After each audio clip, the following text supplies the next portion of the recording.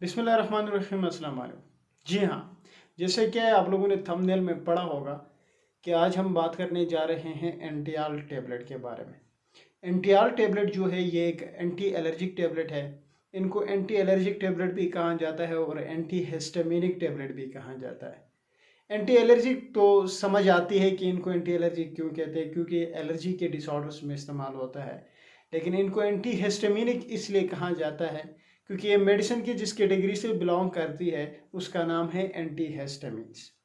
Anti histamines को divide किया जाता है दो जनरेशन में। First generation anti histamines and there is second generation anti histamines. First generation के जो एंटी हिस्टामिन्स है वो बिल्कुल डिफरेंट है। वो आपको पीपीआई से रिलेटेड मिलेंगे, मतलब जो आपके जो जीआईटी के जो मसले हैं, मादे के जो मसले हैं उनमें इस्तेमाल होती हैं यूजुअली। जबकि आपके जो सेकंड जनरेशन एंटी हिस्टामिन्स हैं वो जितने भी है एलर्जिक डिसऑर्डर्स में इस्तेमाल होते हैं। तो जो एंटियाल है वो भी सेकंड जनरेशन में आता है और इसके अलावा बहुत सारे और मेडिसिन है जो कि सेकंड जनरेशन एंटी हिस्टामिन्स में आते हैं। जो एंटियाल है इसका जो फार्मूला है, यानी इसमें जो दवाई होती है, जिस दवाई से ये जो एंटियाल नाम की टेबलेट बनती है उसका नाम है लोराटेडिन। ये जो टेबलेट है ये आपको 10 mg में आती है। इसका सिरप भी आता है 5 mg पर ml में। उस पर हम अलग एक वीडियो में बात करेंगे सिरप के बारे में, लेकिन इस वीडियो में हमारा मेन फोकस है एंटियाल टेबलेट। अब बात करते हैं हम एंटियाल टेबलेट के मैकेनिज्म ऑफ एक्शन के बारे में कि जब हम इस टेबलेट को लेते हैं, इस्तेमाल करते हैं, तो ये जिस्म के अंदर काम कैसे करते हैं, इनका क्या मेन मैकेनिज्म होता है। मैं पहले भी बहुत सारे वीडियोस में बता चुका हूँ, जहाँ जिन जिन वीडियोस में मैंने एंटी एलर्जिक टेबलेट्स के बारे में डिस्कस किया है वहाँ पे मैं ये बता चुका हूँ कि इनका मैकेनिज्म क्या होता है। इनका मेन मैकेनिज्म होता है कि हिस्टामिन के रिलीज को ब्लॉक करना। हिस्टामिन एक नेचुरल सब्सटेंस होता है जो कि बॉडी में जब एलर्जिक रिएक्शन स्टार्ट हो जाते हैं तो ये रिलीज होना शुरू हो जाता है। देखिए, एक आसान से एग्जाम्पल मैं पहले भी बहुत बार दे चुका हूँ कि अगर आपको कोई एलर्जी का मसला है, जैसे कि मुझे नेजल एलर्जी है, तो जब नेजल एलर्जी है तो ये जो सब्सटेंस है, हिस्टामिन नाम का ये जो सब्सटेंस है वो रिलीज हो जाता है और ये जो नेजल एलर्जी है मुझे, ये उसके सिम्टम्स को मज़ीद बढ़ाता है।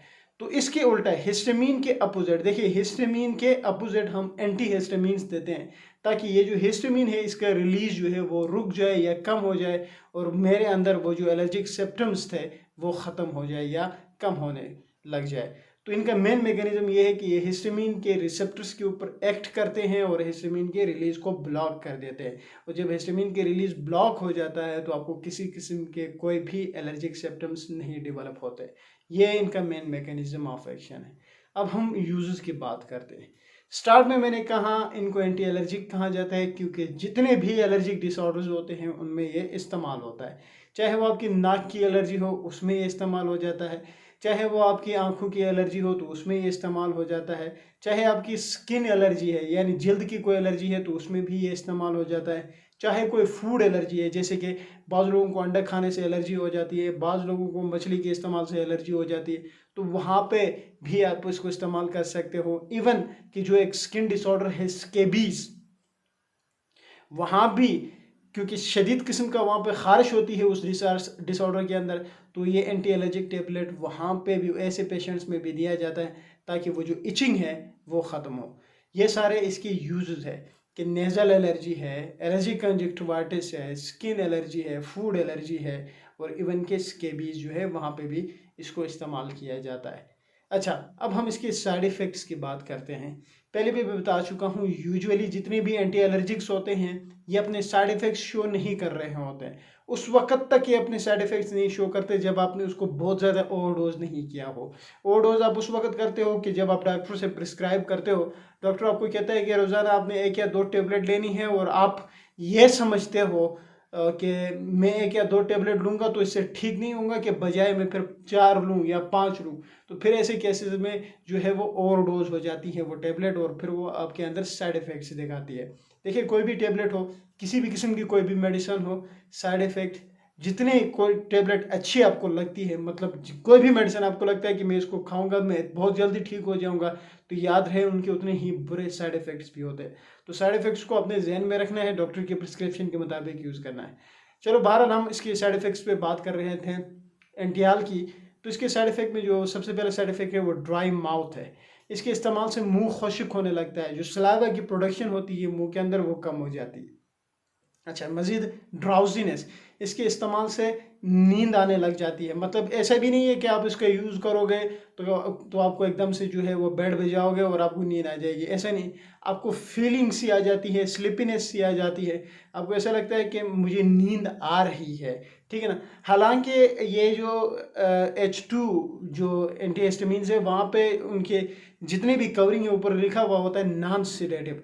नॉन सेडेटिव से मुराद ये है कि इसके इस्तेमाल से नींद नहीं आती, लेकिन कुछ एक ऐसे पेशेंट्स देखे गए हैं, बल्कि कुछ एक नहीं काफ़ी सारे पेशेंट्स ये देखे गए जिनमें इनके इस्तेमाल से उनमें नींद आ जाती है, यानी वो अपने जो डेली के काम होते हैं, रोज़मर्रा के काम, वो नहीं कर पाते हैं।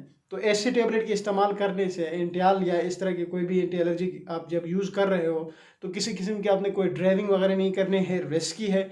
इसी तरह किसी किस्म के कोई हाई एल्टीट्यूड पे जो काम होते हैं, मतलब ऊंचाई पे चढ़ के कोई काम वगैरह होता है, वो आपने नहीं करने होते, क्योंकि उससे भी हो सकता है कि आपको इफ़ेक्ट करे और आपकी लाइफ को भी ख़तरा बन सकता है। तो पहले साइड इफेक्ट, दो साइड इफेक्ट हो गए, ड्राई माउथ हो गया, ड्रोजीनेस हो गया, इसके अलावा नोज़िया भी हो सकता है, वोमिटिंग भी हो सकती है, यानी तबीयत का ख़राब होना, उल्टी का आ जाना, हेडेक, सर में बहुत शदीद किस्म का दर्द होता है जब आप उसको ओवरडोज कर देते हो। तो इवन के बाज़ लोगों में ये भी देखा गया है कि इसके बहुत ज़्यादा ओवरडोज से patient is suffering from BP issues, blood pressure के इश्यूज से भी सफ़र कर रहा होता है। अच्छा, साइड इफ़ेक्ट्स के बाद हम बात करते हैं हाउ टू यूज़ इट, कि इस मेडिसिन को, यानी जो एंटियाल 10 mg है, हम उसको कैसे इस्तेमाल करें। एंटियाल 10 mg जितने भी डॉक्टर्स होते हैं वो सब प्रिस्क्राइब करते हैं अपने कि रोज़ाना एक ही टेबलेट लेनी है। बहुत सारे पेशेंट्स जब हमारे पास OPD में जब हम बैठते हैं या फिर हम नाइट शिफ्ट कर रहे होते हैं, तो वहाँ पे जब पेशेंट्स हम देखते हैं तो जितने भी अगर कोई एलर्जिक, हालांकि ये जितने भी जो केस है ये इतने बड़े जो कॉम्प्लिकेटेड केस नहीं, ये OPD वाले केसेस है, लेकिन बाज़ औक़ात इमरजेंसी में भी, नाइट शिफ्ट में भी ऐसे पेशेंट्स को देखा गया है, हमने देखे हैं। तो वहाँ पे हम प्रिस्क्राइब करते हैं कि आपने रोज़ाना एक ही टेबलेट लेनी है, और वो भी रात को। ऐसे कोई शर्त नहीं है कि आपको रात ही को ले सकते हो, सुबह नहीं ले सकते हो। तो रात को लेने का मेन मकसद यही होता है, मैंने पहले भी कहा कि अगर आप ओवरडोज कर देते हो तो फिर आपको आपकी जो रोज़मर्रा की जो रूटीन के काम होते हैं वो अफेक्टेड हो जाते हैं। तो बेहतर ये है कि आप रात को एक ही टेबलेट इसका इस्तेमाल करें। ये आगे इसके हाउ टू यूज़ एट, यानी डोज।